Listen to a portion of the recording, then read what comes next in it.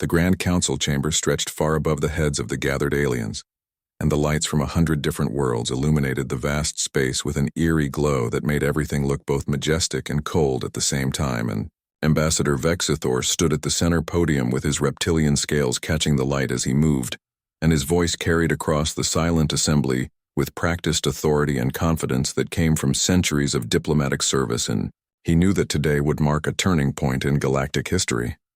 Though perhaps not in the way he imagined, as he began his carefully prepared speech to the council members who represented the most powerful civilizations in this sector of space. The humans of Earth have been a presence in our galaxy for 70 years now, and in that time they have shown nothing but disrespect for the established order, and they have colonized 12 worlds without seeking permission from this council, and they have armed their civilian vessels in direct violation of our peace accords,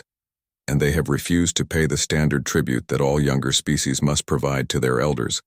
and this behavior cannot be allowed to continue unchecked. Because if we permit one species to break our rules, then others will follow,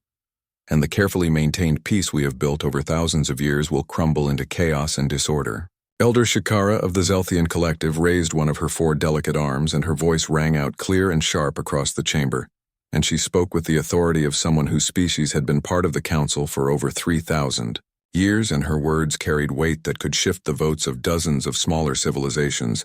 who looked to the Zelthians for guidance on matters of galactic importance. The humans are barbarians who wear the mask of civilization, and they come from a world that has known nothing but war for its entire history. And even now, when they reach for the stars, they bring their weapons and their violence with them, and just last cycle, one of their merchant vessels fired upon a Kralian patrol ship that was conducting a routine inspection, and they claimed it was self-defense. But we all know it was simply their savage nature asserting itself, and such creatures have no place among civilized peoples. The council chamber, filled with murmurs of agreement, and species from across the galaxy nodded or made their equivalent gestures of approval, and it seemed that the vote would be unanimous and quick and decisive. But in the back rows of the vast chamber, one figure remained perfectly still and silent, and his name was Karen, and he was an ambassador from the Ethlan Republic, and unlike most of his colleagues, he had spent the last 20 years studying humanity in depth, and what he had learned filled him with a cold dread that settled deep in his chest like ice. Karen had read every piece of human history he could access, and he had studied their wars and their art and their literature and their philosophy, and he had come to understand something that the rest of the council had missed entirely in their arrogance and their certainty of their own superiority. And that understanding was this simple truth that humans were not primitives stumbling into a larger galaxy, but rather they were survivors of a world that had tried to kill them in every way imaginable, and they had not just survived but thrived and grown stronger with each challenge. Ambassador Vexithor continued his speech with growing passion, and his scales rippled with emotion as he built toward his conclusion, and the other council members leaned forward in anticipation, knowing what was coming next. I propose that we send a military fleet to the human colony of New Haven, and we will not destroy it completely, because we are not monsters, but we will damage their infrastructure enough to teach them a lesson they will not forget, and we will make it clear that they exist in our galaxy by our permission, and not by their own right. And once they understand their place in the natural order, then perhaps we can begin proper diplomatic relations with appropriate tribute and respect flowing from them to us, as it should. The vote came swiftly, and the results were displayed on screens throughout the chamber, and 247 species voted in favor of military action, and only 1 abstained, and that single abstention came from Karen of the Ethlan Republic, and the other ambassadors looked at him with confusion, and some with contempt, but he sat quietly in his seat and watched as the council authorized an attack that he knew would change everything forever. After the chamber emptied and the ambassadors returned to their ships and quarters, Karen sat alone in the observation deck and looked out at the stars, and he thought about what he had learned from studying human history, and he remembered reading about something they called total war. And it was a concept that no other species in the galaxy truly understood, because most civilizations fought wars with rules and limits, and they conquered territories and took prisoners, and eventually negotiated peace. But humans did something different when they were truly threatened, and they fought not just to win,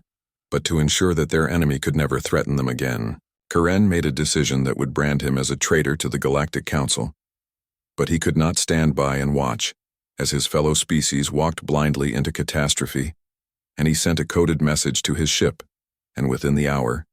he was traveling toward human space and toward New Haven specifically, because someone had to warn them, and if the Council would not listen to reason, then perhaps the humans would. And perhaps together, they could find a way to avoid the bloodshed that was coming. The colony of New Haven orbited a pleasant yellow star much like Earth's own sun, and 50,000 humans called it home, and they had built cities and farms and schools and everything that made a place not just a settlement, but a true home. And Captain Jake Morrison ran the morning shift at the Planetary Defense Station, and it was normally a quiet job because New Haven was far from any conflict zones, and most days he spent his time reviewing sensor data and approving cargo manifests. And trying not to fall asleep from boredom, Lieutenant Amy Foster called out from the communications console, and her voice carried a note of surprise that immediately got Jake's attention, because surprise was not something you wanted to hear in a defense station. "Captain, we have an unscheduled arrival, and it's a single ship with Ethelan markings, and they're broadcasting on emergency frequencies and requesting immediate contact with Governor Harris, and they say it's a matter of planetary survival." Jake felt his stomach tighten, because emergency frequencies were not used lightly, and any message claiming to involve planetary survival had to be taken seriously, and he immediately patched the communication through to the governor's office, and within 30 minutes an Ethelan diplomat named Karen was sitting across from Governor Lisa Harris in her office, and his transparent wings were trembling, and his compound eyes showed an emotion that the translation software labeled as deep fear. "Governor Harris, you must evacuate this colony immediately, and the Galactic Council has authorized a military strike against New Haven, and you have less than 3 weeks before their fleet arrives, and I know this because I was present when they voted and I abstained, but everyone else voted yes, and they are sending 200 warships, and they believe you are weak and primitive, and they think this will be a simple operation to teach you proper respect." Lisa studied the alien carefully, and her mind raced through possibilities. And she had been a military officer before becoming governor, and she knew how to assess threats and evaluate intelligence, and something about this Ethelan's manner told her he was telling the truth. "Why are you warning us? And why risk yourself to help a species you barely know?" Karen's wings folded against his back, and he looked directly at Lisa with all of his compound eyes focusing on her, and his voice was quiet, but intense when he answered. "Because I have studied your species, Governor Harris, and I know what you are capable of when pushed, and the Council sees you as primitives, but I see something very different, and I see a species that survived ice ages and plagues and wars that would have destroyed any other civilization. And I see survivors and innovators, and most terrifying of all, I see warriors who never surrender and who never forgive threats against their families." He paused and his wings trembled again, and Lisa realized that this alien was genuinely terrified not of humans exactly, but of what humans might become if provoked. "If the Council attacks you, then you will retaliate, and when you do, you will not stop until every empire that voted for this attack is reduced to ashes, and I have seen it in your history, and I have seen it in every war your species has ever fought, and you call it total war. And it is a concept that terrifies me more than anything else in this galaxy. And I came here hoping that perhaps you would evacuate and avoid the conflict. But I can see in your eyes that you will not run, and that means the galaxy is about to learn a very painful lesson." Lisa leaned back in her chair, and her expression hardened, and she thought about the 50,000 people on New Haven, and the children in schools, and the families in homes, and the thought of abandoning them or letting some alien council dictate humanity's fate made her blood boil. "Then perhaps it's time the Galactic Council learned that humans don't respond well to threats. And thank you for the warning, Ambassador Karen, and we will make good use of the time you've given us." The emergency transmission from New Haven traveled through the quantum communication network at speeds that defied conventional physics, and within hours, every human colony and station and ship in explored space knew that the Galactic Council had declared war on humanity. And the reaction was immediate and overwhelming, and it was unified in a way that surprised even the humans themselves. Because before this moment, Earth and the colonies had their disagreements and political tensions and arguments about resources and representation, but now all of that vanished in the face of an external threat. President Nathan Cross stood in the Emergency Operations Center deep beneath the mountains of Geneva,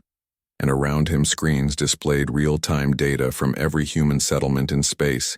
and military commanders and scientists and diplomats all worked at their stations with focused intensity.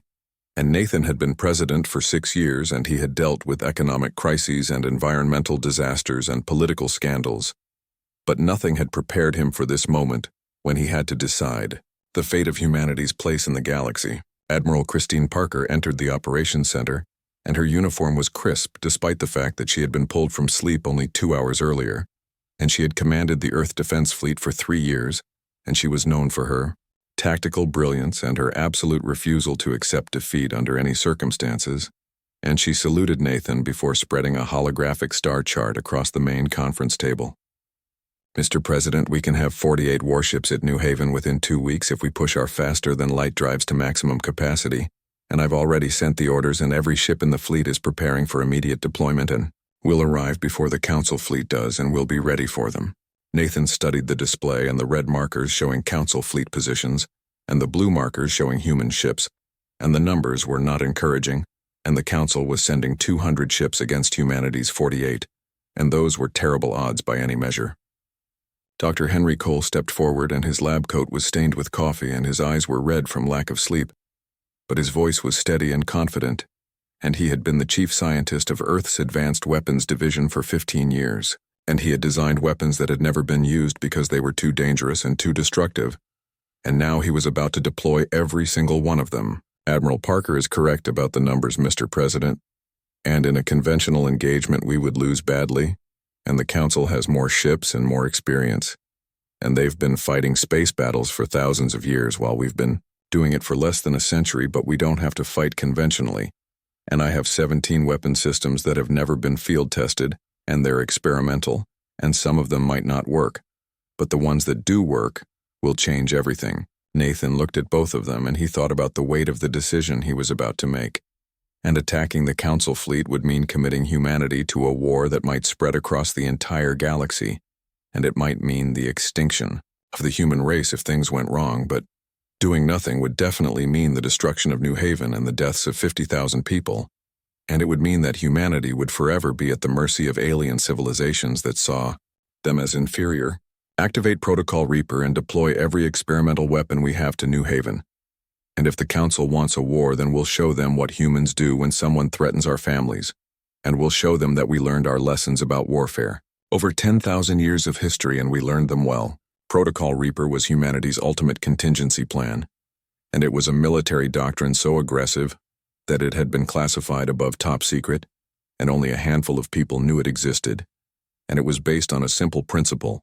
that if humanity was ever threatened with extinction, then they would not go quietly into the night but would drag their enemies down with them, and it called for immediate, overwhelming force and the complete destruction of enemy military capabilities and zero tolerance for anything less than total victory. On New Haven, the transformation was remarkable, and Captain Jake Morrison watched as the peaceful colony turned into a fortress in a matter of days, and every person with military training was activated and given assignments, and civilians were trained in emergency procedures and evacuation protocols, and the orbital stations that had been used for scientific research were now bristling with weapons that had been shipped in from Earth. Governor Lisa Harris addressed the entire colony through a planet-wide broadcast, and her face appeared on every screen and every display, and her voice was calm but firm and determined. "I won't lie to you, and the Galactic Council is sending a fleet to destroy our home, and they want to teach us a lesson about knowing our place in their hierarchy, and they see us as primitives who should bow before their authority, and they're about to learn something important about humanity. And we don't bow to anyone, and we will defend our home, and we will protect our families, and we will show the galaxy that humans fight to survive, and we always survive." The response from the colonists was immediate and enthusiastic, and they cheered and they volunteered and they prepared, and Lisa watched them, and she felt both pride and dread because she had just committed 50,000 civilians to a war that might kill them all. Across human space, every colony responded with similar determination, and the belt miners of New Arizona sent their industrial lasers, and the terraformers of Genesis Prime converted their atmospheric processors into weapons factories, and the research stations around Jupiter's moons began mass-producing the experimental technology that Dr. Cole had designed, and humanity's industrial capacity, which had been built to support peaceful expansion, now turned toward war with terrifying efficiency. Admiral Parker reviewed the tactical situation aboard her flagship, the U.S. Defiance, and around her the bridge crew worked with practiced precision, and Commander Paul Hendricks was her tactical officer, and he had been with her for 8 years, and he knew how she thought, and he had prepared multiple battle plans based on her preferences and her style. The Council fleet will arrive at New Haven in exactly 18 days, and their formation suggests they expect a conventional engagement, and they're probably planning to demand our surrender and then attack our orbital facilities and maybe drop some kinetic strikes on our cities to make their point, and they think we'll panic and they think we'll beg for mercy. Christine studied the holographic display and she smiled. But it was not a happy smile, and it was the smile of a predator who had just spotted prey that didn't know it was being hunted. Then let's make sure we give them a surprise they'll never forget and activate the Wraith drone program. And I want 5,000 of them in position around New Haven before the Council fleet arrives, and make them look like debris, and make them invisible to sensors, and when the Council shows up, I want them completely surrounded without knowing it. The Wraith drones were one of Dr. Cole's most controversial designs, and they were small autonomous weapons platforms about the size of a personal vehicle, and each one carried a single-shaped nuclear charge, and they were coated in materials that made them invisible to most sensor systems, and they could drift in space for months waiting for a target, and when activated they could accelerate to incredible speeds and punch through almost any shield or armor. Commander Hendricks worked his console and began coordinating the deployment, and thousands of the small drones were loaded onto transport ships and sent toward New Haven, and they would arrive in waves over the next 2 weeks and take up positions throughout the system, and the Council fleet would never see them coming. Back on Earth, President Nathan Cross met with his Security Council, and they discussed the next phase of the plan, and winning the battle at New Haven would be important, but it would only be the first step, and the Council had thousands of ships spread across dozens of systems, and if humanity showed mercy or weakness, then the Council would see it as an opportunity to attack again, and Nathan could not allow that. Dr. Cole, we need to discuss the broader strategy. And if we defeat the Council fleet at New Haven, then what happens next? And will they seek peace, or will they escalate? Henry adjusted his glasses, and he looked tired, but his mind was still sharp, and he had been thinking about this question since the moment they learned of the Council's plans. Mr. President, based on everything we know about Council psychology, they will interpret any defeat as a temporary setback, and they've been the dominant power in this region for thousands of years,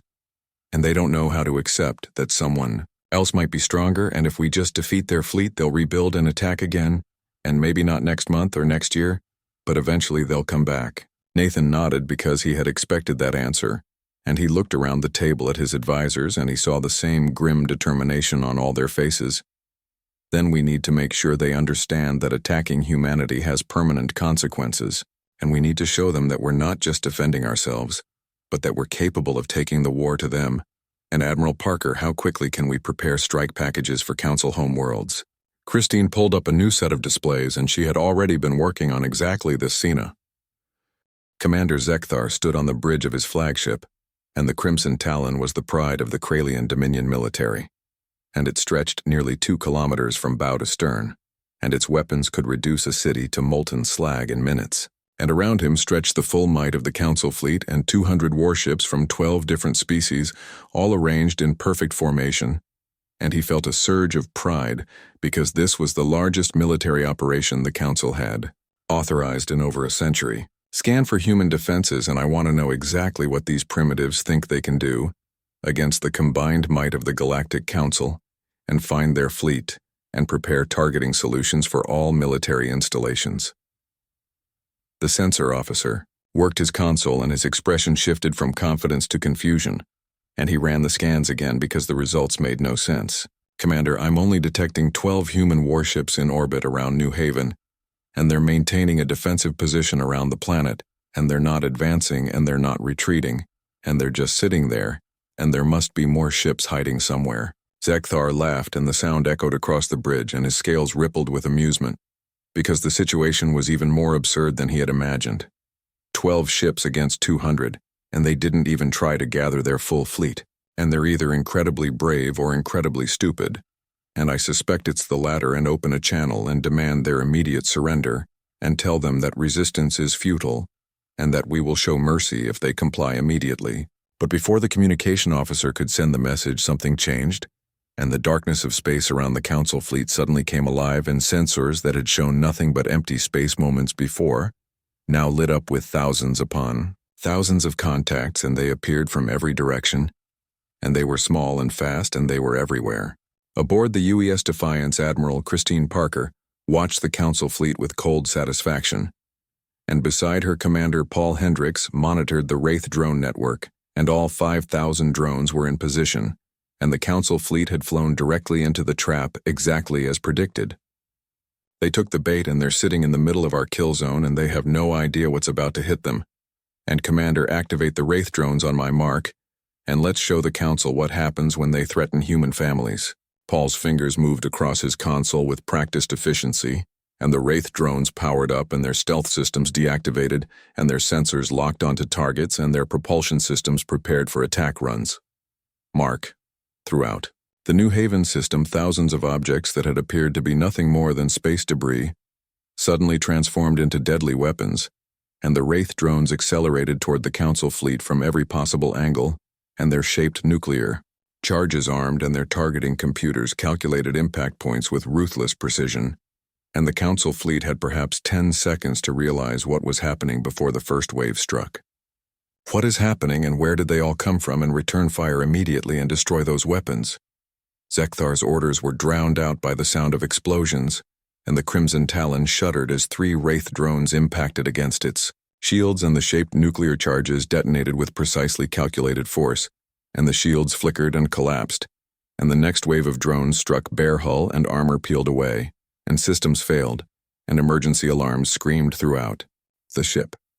Across the Council fleet, the same scene repeated itself over and over, and the Wraith drones were too small and too numerous and too fast, and shooting them was like trying to swat insects with a hammer, and for every drone destroyed, 2 more got through, and shields collapsed, and hulls breached, and ships that had seemed invincible moments before were suddenly crippled and drifting. Damage reports came flooding into Zekthar's bridge, and they were catastrophic, and 50 ships were reporting complete shield failure, and another 30 had lost main power, and 15 were venting atmosphere, and crew casualties were climbing into the thousands, and the battle had lasted less than 2 minutes. Emergency faster than light jump and get us out of here now. But the Council fleet's attempt to retreat was blocked by another of humanity's surprises, and a network of ships surrounding the battlefield activated a field that disrupted the exotic matter needed for faster than light travel, and the Council ships were trapped and unable to flee and unable to fight effectively and completely at humanity's mercy. Captain Jake Morrison watched the battle from the orbital defense station above New Haven, and beside him Governor Lisa Harris observed in silence, and the tactical display showed the Council fleet in disarray and human weapons platforms circling them like patient predators.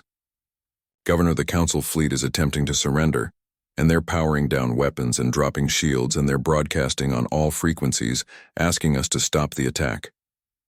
Lisa's expression was hard, and she thought about the 50,000 people on New Haven who would have been killed if the Council had succeeded. And she thought about the arrogance of aliens who came to destroy a human colony simply to teach them a lesson about knowing their place. Tell Admiral Parker to accept their surrender. But I want every Council ship boarded and every crew member detained, and I want complete records of their orders and their chain of command, and I want the galaxy to know exactly who decided that attacking humans was a good idea. The communication went out, and the remaining Wraith drones ceased their attacks, and the Council fleet sat in space surrounded by human ships and weapons platforms. And the contrast was stark, because 90 minutes earlier, the Council had arrived, with overwhelming force and confidence, and now they sat defeated and humiliated, and completely at the mercy of the species they had considered primitive. Admiral Parker's face appeared on the main display, and she looked calm, but there was steel in her voice.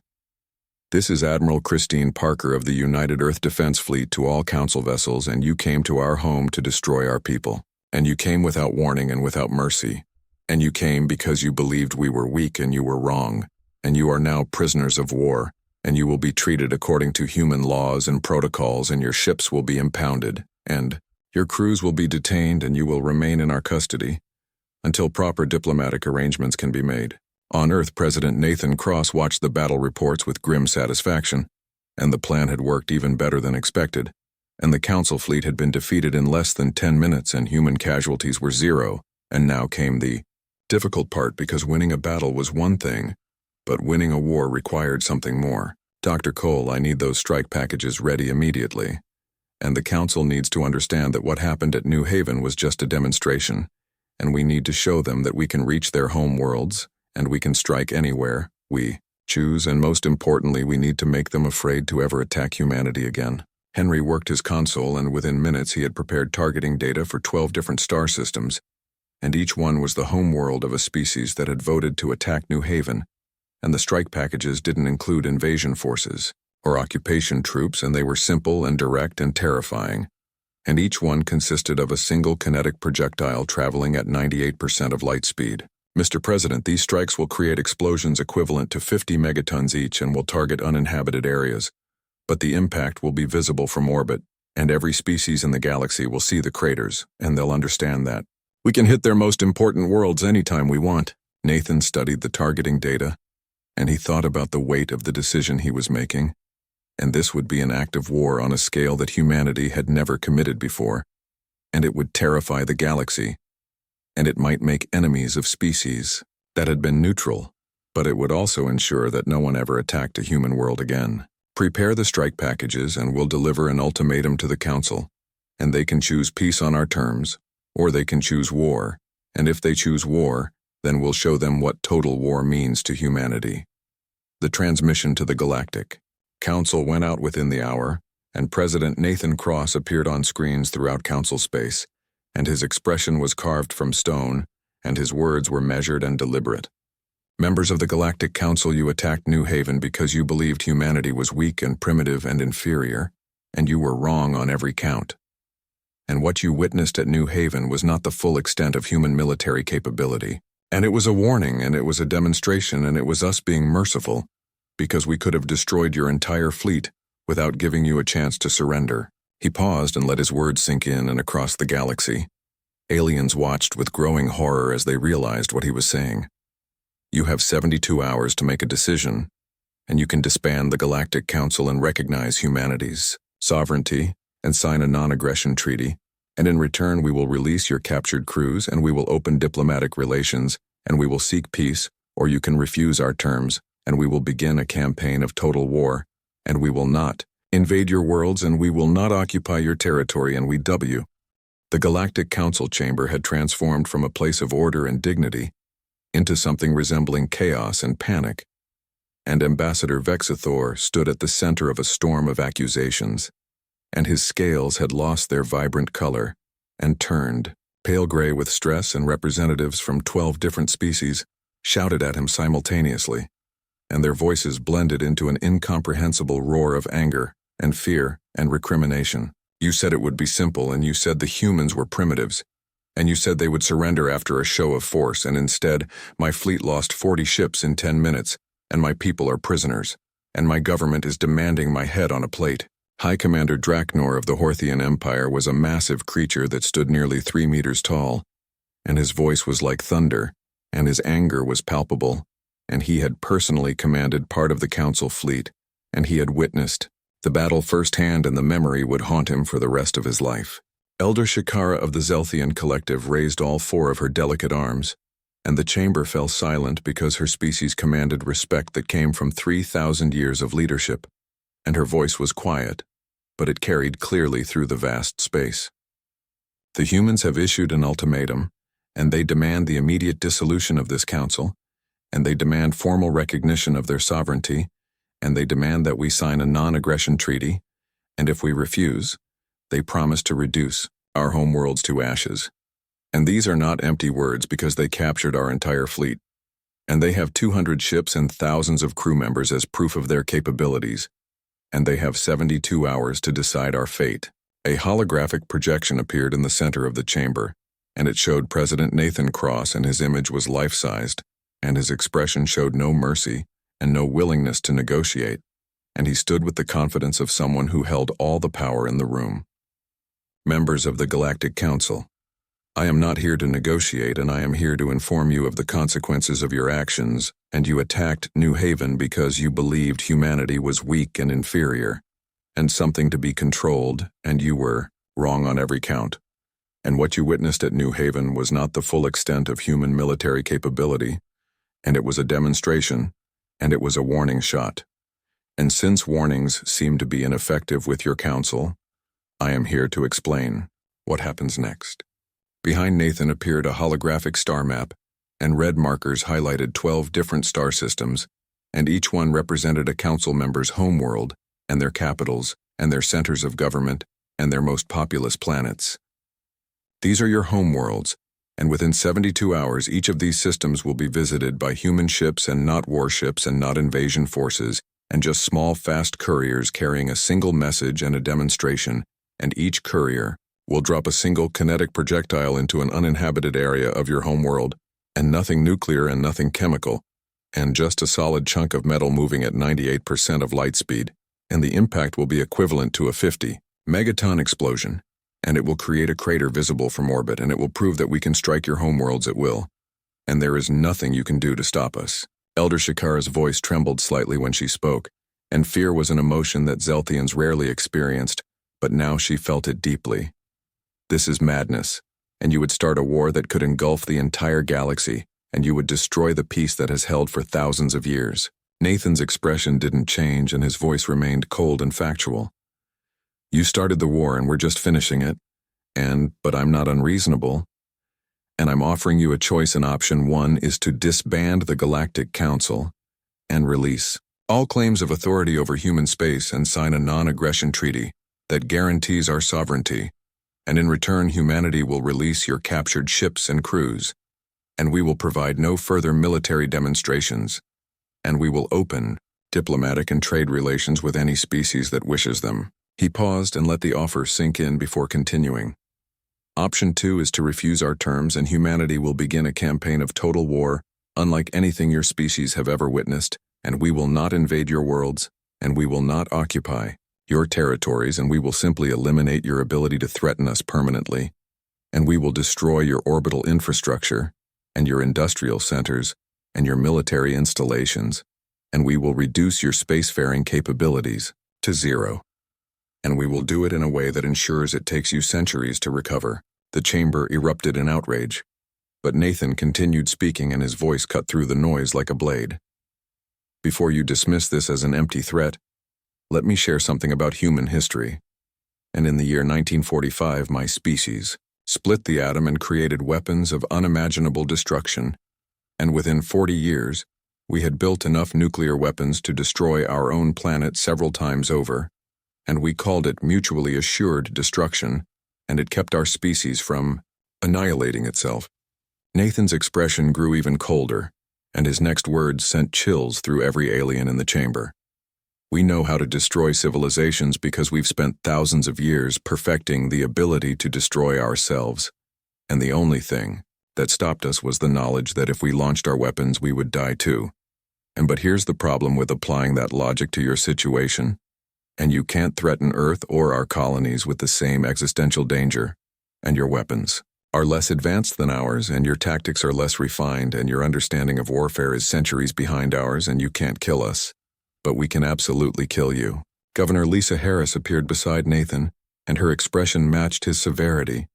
and she spoke with the authority of someone who had nearly watched her people die. I want to add something from the perspective of someone who was on New Haven. When you attacked and you didn't come to negotiate and you didn't come to talk and you came to destroy a colony full of families and full of children and full of people who had done nothing to you except refuse to bow to your authority, and you're not the victims here, and you're the aggressors who got your teeth kicked in when you picked a fight with the wrong species. She leaned forward and her voice dropped to barely above a whisper, but every word carried clearly through the chamber. And here's what terrifies me, and what should terrify all of you, and the military response you saw at New Haven, and the weapons we used and the tactics we employed, and that was us being merciful. And we could have destroyed your entire fleet without giving you a chance to surrender. And we could have turned New Haven into a graveyard and used your ships as target practice. And we didn't, because we wanted to give you a chance to see reason, and don't mistake that mercy for weakness. Admiral Christine Parker joined the transmission, and she stood at attention with her uniform perfect and her bearing military, and her voice carried the confidence of someone who commanded devastating force. I command 48 warships in the New Haven sector, and those ships represent less than 5% of Earth's total military capability. And we have fleets in every colonized system and defense stations around every inhabited world, and enough firepower in storage to fight a war for 50 years without producing a single new weapon. And this is what you're up against, and a species that has spent its entire existence preparing for war and hoping for peace, but always ready to fight. The transmission ended, and the Galactic Council chamber fell into stunned silence, and the representatives looked at each other with expressions that ranged from fear to despair. And they had started this conflict with such confidence and such certainty in their superiority, and now they faced the possibility of their civilizations being reduced to pre-spaceflight status by a species they had considered primitive. Ambassador Karen finally spoke from his position in the observation gallery, and his voice was quiet, but it carried clearly through the silent chamber.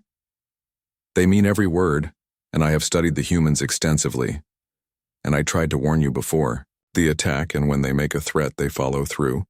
and when they go to war, they do not stop until their enemy is completely defeated, and you have 72 hours to make a choice, and peace on their terms, or total war. And I pray that you choose wisely, because if this war continues, I fear humanity will not stop until every empire that threatened them is reduced to ashes. Vexthor collapsed into his seat, and his scales were completely pale now, and he looked like he had aged decades in the past hour, and he had started this war with such confidence and such certainty that the Council's superiority would ensure a quick victory, and instead he had awakened something that the galaxy had never encountered before, and a species that combined advanced technology with ancient warrior instincts, and tempered by thousands of years of brutal experience. We must vote, and all in favor of accepting humanity's terms. The vote came swiftly, and every hand and claw and appendage in the chamber rose in agreement, and there was no discussion and no debate and no dissent, and the decision was unanimous, because every species represented understood that the alternative was the destruction of their civilizations. Elder Shakara's voice was heavy with the weight of history as she made the formal announcement. The Galactic Council hereby votes to accept all terms proposed by humanity, and we will. 6 months had passed since the Battle of New Haven, and the galaxy looked fundamentally different from what it had been before, and the Galactic Council was gone, and its elaborate bureaucracy had been dismantled, and its claims of authority scattered across the stars, and in its place a new framework had emerged, and it was built not on hierarchy and domination, but on mutual respect and voluntary cooperation. And it was a radical change that many species were still struggling to understand. Ambassador Karen stood in the observation deck of Unity Station, and the massive diplomatic facility hung in neutral space exactly halfway between Earth and the former Council territories, and it was beautiful in a way that brought hope to his heart, and the station had been built by human engineers working alongside Ethelon architects and Zelthian programmers and representatives from dozens of other species, and it represented something new and something that had never existed in the galaxy before, and genuine cooperation between equals. A voice spoke beside him, and Karen turned to see Governor Lisa Harris approaching, and she was no longer just the governor of New Haven, but had been appointed as Earth's chief ambassador to the newly formed Galactic Assembly. It's beautiful, isn't it? And 6 months ago I thought we were facing extinction, and now look at us building something that might actually last, and building something based on respect instead of fear. Karen's wings fluttered with satisfaction, and his compound eyes reflected the lights from hundreds of ships moving in carefully coordinated patterns outside the viewport. You humans have a remarkable ability to turn enemies into allies, and the species that attacked New Haven are now your most enthusiastic trading partners, and the Kralian Dominion has opened 3 new trade routes with human colonies, and the Zelthian Collective is sharing their scientific databases,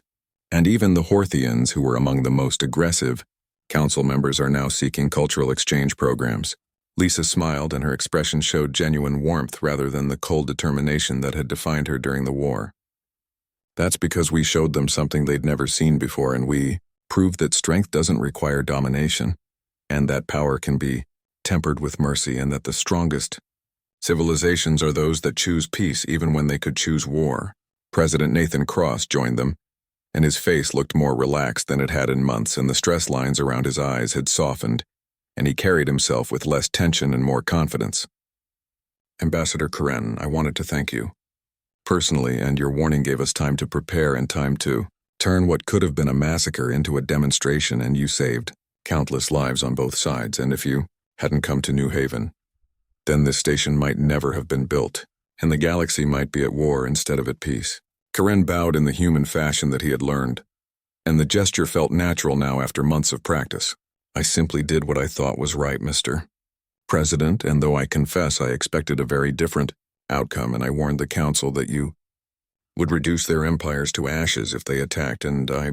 believed you would have to in order to survive." Nathan's expression grew thoughtful and serious, and he looked out at the ships moving through space with such careful coordination. "We could have, and we had the plans drawn up and the weapons ready and the fleets positioned, and Dr. Cole's team had calculated exactly how much damage we could inflict before any response was possible, and it would have been devastating, and it would have set back Council civilizations by centuries." Lisa answered before Nathan could continue, and her voice was gentle but firm. "But we're not monsters, and we're humans, and yes, we can fight and we can destroy, and we can reduce civilizations to ashes if we have to, but we'd rather build than destroy, and we'd rather make friends than enemies, and the galaxy threatened us, and we had to respond with overwhelming force to ensure it never happened again, but once we'd made our point and once everyone understood the cost of attacking humanity, then we could afford to be merciful." Admiral Christine Parker entered the observation deck, and she wore a new uniform now and the insignia of Commander of the Galactic Defense Initiative, and it was a voluntary coalition of species committed to mutual protection, and it represented a fundamental shift in how the galaxy thought about military power. "Ambassadors and Mr. President, we have our first joint exercise beginning in 30 minutes and 12 different species and 48 ships total, and they're running coordinated defensive maneuvers around Unity Station, and it's the largest cooperative military operation in galactic history." Nathan nodded with visible approval, and pride showed in his expression. "How's the cooperation, and are the different species working well together?" Christine's smile was genuine, and it reflected her satisfaction with the progress they had made. "Better than expected, and turns out when you're not trying to conquer each other, it's a lot easier to work together, and Commander Zek, Thayer of the Kralian Dominion, is actually quite talented, and he's been teaching our tactical officers some interesting formation strategies, and he's also been learning from us, and it's a real exchange of knowledge and not just humans dictating terms." Karen's surprise showed clearly in his body language, and his wings extended slightly in an involuntary gesture of shock. "Zekthar is working with humans, and the same commander who led the attack on New Haven, and the same warrior who swore he would never surrender to primitives." Lisa confirmed it with a nod, and her expression showed understanding rather than judgment. "The same, and after we released the Council fleet crews, he requested permission to stay and learn from us, and he said he'd spent his entire career learning how to fight wars, but humanity taught him something more important, and he said we taught him how to prevent wars and how to build peace instead of just enforcing it through threats." The observation deck's main display activated, and it showed the assembled fleet beginning their exercises, and human warships moved in perfect formation with Kralian cruisers and Zelthian science vessels coordinated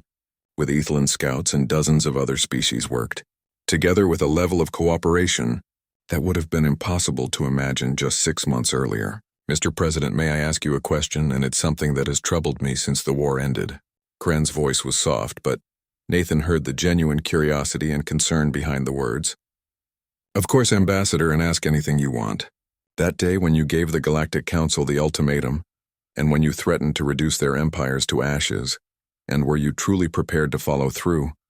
Or was it a bluff designed to force them to surrender?" Nathan was silent for a long moment, and his eyes remained fixed on the ships moving through space in such beautiful coordination and harmony, and when he finally spoke, his voice was quiet but absolutely certain. "I'll tell you what I told my Security Council when they asked the same question, and it doesn't matter if it was a bluff or not, and what matters is that the Council believed we would follow through, and that belief changed their behavior, and it made them choose peace over war. But between you and me." He turned to face Karen directly, and his expression was unreadable, and his next words carried the weight of absolute conviction. "It wasn't a bluff, and if they had refused, our terms, and if they had forced us to choose between humanity's survival and their empires, then I would have given the order without hesitation, and not because I wanted to, but because protecting humanity's right to exist in this galaxy is my first and only priority, and the Council learned that day that humans don't make empty threats, and we say what we mean and we do what we say. Karen felt a shiver run through his entire body despite the comfortable temperature of the observation deck, and he understood now why the galaxy had been so quick to accept humanity's terms, and it wasn't just fear of their weapons or their tactics, and it was the absolute certainty that humans would follow through on their promises, whether those promises were for peace or for destruction. And that terrifies the galaxy more than any weapon you possess. Lisa put a hand on Karen's shoulder, and the gesture was meant to be comforting and friendly. Then let that terror work in favor of peace, and every species out there knows that humanity could destroy them if we chose to, but every day we choose not to, and every day we choose cooperation over conflict, and every day we choose to build instead of destroy, and that builds trust, and eventually the fear will fade and it will be replaced by respect and then by friendship. Karen's voice was thoughtful when he responded. A very optimistic view, Ambassador Harris. Lisa admitted the truth with a slight smile. Maybe it is optimistic, but humans have always been optimists, and we've faced extinction a dozen times in our history, and we've survived through stubborn determination and irrational hope, and now we're bringing that same approach to the galaxy, and we're betting that other species will choose peace when given a real choice, and when they're not being forced into submission by a council that claims authority over them. Captain Jake Morrison entered the observation deck, and he had been promoted to commander of Unity Station's defense forces, and his responsibility was to protect this symbol of galactic cooperation. Governor Harris and Ambassador Karen and President Cross were receiving a delegation from the Horthian Empire, and they're requesting admission to the Galactic Assembly, AE.